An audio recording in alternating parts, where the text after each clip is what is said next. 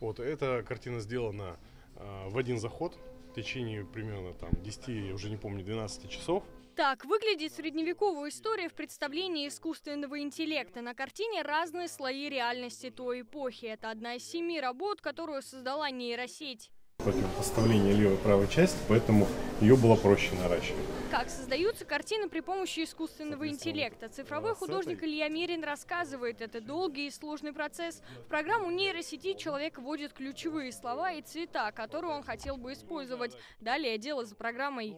Зачастую здесь очень непредсказуемо, то есть как мы учили и что показывали в виде моря, и что конкретно нейросеть запомнила, может быть достаточно неожиданно.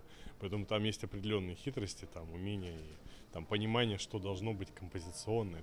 Получается, без художника машине не обойтись. Тематика картин разная. Здесь и город животных, и японские виды, и видение известных работ знаменитых художников. Например, картина по мотивам «Кричащего папы» Фрэнсиса Бэкона. Яркая и очень добрая. Как говорит автор выставки, картина «Сердце музыки». Она создавалась специально по заказу одного татарстанского музыканта под его предпочтения и интересы. Это еще одно доказательство того, что такое искусство в последнее время набирает популярность. Нейросеть стала востребованной в последние годы. Цена одной такой картины около 60 тысяч рублей. Искусственный интеллект создает не только художественные работы, но и видеоклипы или киносценарии. Я не специалист в этой области, но мне душевно очень понравилось. В любом творении есть душа, потому что все равно запрос вводил человек, а значит, у него были какие-то мысли, как это должно выглядеть. Но если задать правильную генерацию, то, мне кажется, какой-то смысл можно донести. Споров вокруг того, может ли искусственный интеллект творить подобно человеку, много. Некоторые считают, что за таким искусством будущее.